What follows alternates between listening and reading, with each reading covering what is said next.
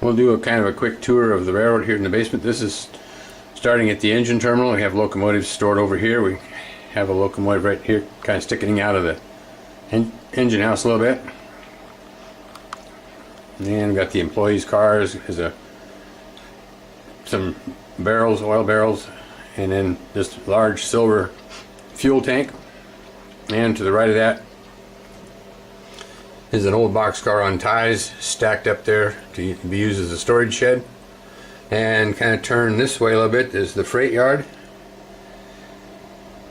The freight yard holds about 30 freight cars. The railroad is a shelf 16 inches deep, goes around all four walls of a room, 13 feet square. Have another little scene here is some guys working on replacing some ties. The little track gang working out here. And up at the other end of the yard here we have a yard switcher. This is a General Motors EMD SW1500. Southern Pacific had 240 of these at one time. Many have been sold off now and are owned by other railroads and short lines. And there's a little small office building out, a yard office building with a plumbing structure out back. And over here in the bushes across the tracks, right in here, we have some hobos waiting for the next train out of town. And in the corner of the room, come around the corner, we have the Blue Sky Motel, Blue Sky Cottages. It's a little small motel. Those used to be real common. They have the office building and then some small cottages that people stayed in. And we have that here, the Blue Sky Motel. And you can see here's the sign to it right there. And got a guy coming out from just renting a room. And here's some kids playing out in the parking lot. And then of course we have the crossing, which you saw the crossing blinkers working a while ago when the train was going by here. The crossing blinkers, they do work when the train comes by. And to the right of the crossing is the Riverton Depot. It's a little plastic kit. When you get it, it's kind of a brick red color with a black roof and white window frames. It looks terrible. So before I built it, I painted the buff and brown with a dark gray roof. It looks a lot better. And there's a billboard here for the late Milwaukee Roads Olympian Hiawatha, which quit running in 1961. So the billboard's a little bit dated here, I guess. And then we have some people riding horses right here. And across the track is a telephone booth and a yard limit sign for the railroad. And also over here across the tracks, you look real carefully by the fence here, we have some sheep. Oops. We have some sheep behind the fence there. And then down here across the tracks from the farmhouse is the farmer's kids are out here flying kites. Have some kids flying kites. Here's a little better view of them. And of course the tracks, this switch here is the lead in to the industrial park, which we'll visit in a minute. And this is the farmhouse. And on the porch, I don't know if I can pull it in, but we'll give it a try. On the porch of the farmhouse right down here, the dog is sleeping. And behind the farmhouse, of course, we have the train that we just with the bicentennial locomotive on it to stop temporarily. Have a windmill, the farmer's trucks, and a greenhouse. And I've never worked up the courage to put the apples in these apple trees. I have the apples there in a little envelope of a whole bunch of them, and they're about the size of grains of salt, so I haven't worked up the courage to open that envelope and put the apples in the apple tree yet. And behind the farmhouse, there's the farmer's wife out putting the laundry up. I don't know if you can see her back there very well or not, but anyway, she's back there putting up the laundry. Right here is Beck's Lumber. I named it after Buzz and his wife Alice's lumber yard here in town. We had Beck's Lumber for a number of years till Alice and Buzz retired and closed the business. But anyway, this is Beck's Lumber. And you look in here, you can see there's a guy on a forklift with a load of lumber there. And then this direction here is Valley Fruit. It's a fruit packing warehouse. and they load produce into refrigerator cars. You can see here's another PFE. This is a more modern PFE reefer. This one here is a 57-foot reefer, one of the more modern ones that I mentioned earlier. And they load refrigerators and the produce comes in. And then there's right here is an oil distributor. This is Ewing oil. As you can see right here on the fuel tank, one of the tanks is Ewing oil, and of course this one here as well. And my mother's name before she married my dad was Ewing, so maybe I'm related to JR and them folks down there in Dallas. Hard to tell, but anyway, there's a tank car spotted in there. And then there's a team track. We have a box car spotted at the team track. McLeod River Railroad box car. And an SP truck being loaded out of the box car into the truck. And then the small switch engine. This is a General Electric 70-ton switcher. Southern Pacific had 21 of these. Of course, they're all long gone now, but they had 21 of these. They bought them in the early 1950s, late 1940s, early 1950s. And then we got some folks that couldn't behave themselves, so we have them right out here. The chain gang. You can see these old boys out here working on the side of the road, and the van to haul them in, and of course got a couple of guards watching them. You folks who can't behave themselves, maybe we ought to do that more often in the modern day life. Maybe folks would behave a little better. And another corner of the room, we have a crossing here.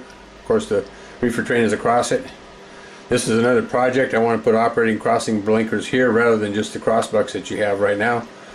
I would like to put in operating crossing blinkers. That's another little project to do somewhere down the road. And we're in the corner of the room. I have three-dimensional scenery as well as scenery painted on the wall. The three-dimensional scenery is made out of insulating foam and packing foam covered with hydrocal plaster put on with a paintbrush. It doesn't give you much time to work. You make small batches and work quick. Make like a cottage cheese carton full and make it the consistency of pancake batter. You put it on real quick and make several small batches, and then it was stained with acrylic artist colors made into a wash rather than painted. The colors are actually a wash. It's more like a stain rather than a paint. And then after everything is all put down, then there's grass was put on here. You see there's some grass up here at the top with some deer up here in the woods. The grass that was put on, Elmer's glue was cut about 25-30% with water and then with a little bit of liquid soap in it, and then I painted the areas where I wanted the grass with that soap and water, glue and water mixture, and then while it was wet I sprinkled the grass on it, which you can see the grass kind of right there. There's some more down in here.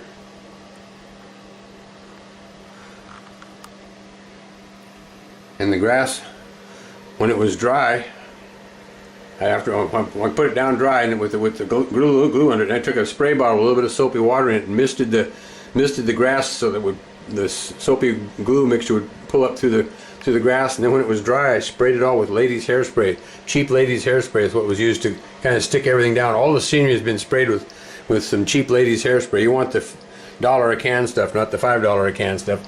So any of the areas that have grass have been sprayed with hairspray. This hairspray not only does it help stick things down, it also seals it in so that it will kind of withstand anything there. And of course the bushes, as you see here, these are some ground foam. They come made by an outfit called Woodland Scenics, and you tear the stuff up in chunks, and I just glued it down with Elmer's glue. The yellow carpenter's glue used full strength, and put a dab of glue where I wanted the bush to go, and then stick the bush into the glue, and that was kind of all there was to it. The gravel on the roads, such as right here in front of these trucks and along the railroad tracks, is also made by Woodland Scenics. It's put down dry. You get it the way you want it to look. Use a small paintbrush and a straight edge like a palette knife, and get it the way you want it to look. And then you spray it with a soapy water mixture. You don't have to soak it, but moisten it thoroughly with the soapy water mixture put on with a spray bottle, and then take the liquid Elmer's Carpenter's glue mixed 50-50 with water and glue with a little bit of liquid soap in it, and you saturate the gravel with the glue soap mixture. It takes a couple days for it to dry, but when it's dry, it doesn't move. As you can see here, it's down tight. It doesn't go anywhere, but it looks loose. So pretty good illusion there. And the whole railroad is done that way. And then of course there are some buildings on here. We have another railroad station here, and then we have over here is in front of behind these trucks is Engelhard Chemicals and Minerals, and then behind them is the Purina building. And the Purina building, they get things in by boxcar and then it goes out. We got some folks here on the front of the building loading things into pickup trucks right here. And how long has it been since you've seen an AMC Gremlin? The little blue car there. And got another old boy getting ready to come down the steps. There's some of the tour of the railroad. So that's what the railroad looks like all the way around the room. There are 2 tunnels. Of course, you see the one tunnel down there, the train's going through it, and then the other tunnel is right here with that reefer train going through it. So anyhow, we'll give a kind of a quick panorama of the room, and you can see what the railroad looks like. Go clockwise around, or counterclockwise around the room. The walls are painted a light sky blue, but they always show up gray for some reason in photos. And then of course there's a backdrop painted on the wall as well. And so it gives you the depth that the railroad is actually more than just a shelf 16 inches wide around the 4 walls of the room. And here's some of my locomotives. These are my Southern Pacific locomotives. Are here on some display cases. Over here, so there's some more. I have a library of railroad books. The bottom shelf is all Southern Pacific books. The other ones are just railroad books in general. And over here is my railroad video library. I'm slowly converting from tape to disc as the videos come out on disc. I'm retiring the tapes and putting them on disc, or buying them on disc. So anyway, there's some of the railroad videos that periodically I watch those.